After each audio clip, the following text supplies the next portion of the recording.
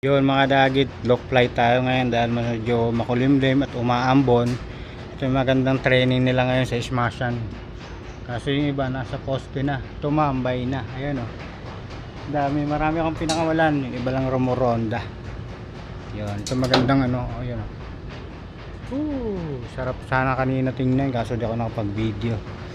So yun, sa mga babalik tayo sa pag-vlog, pero sa iba na yung topic natin o iba na yung content natin. Sa pagkakalapati na tayo dahil ito na rin yung napupukusan ko ngayon. Hindi na ako nakakapag-focus sa motor kasi bihira na rin ang mga makabiyahe. So ayan na, may mga dumapo na.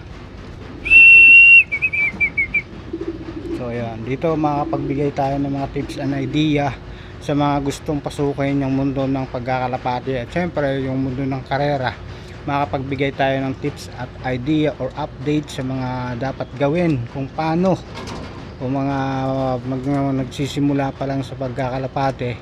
Pwede nyo akong i-subscribe para maging updated kayo sa lahat ng mga video natin na gagawin dito sa loop natin. Kaya subscribe lang kayo at suportahan nyo ako para sa tuloy-tuloy na paglipad ng ating mga kalapati. Happy flying mga kadagit!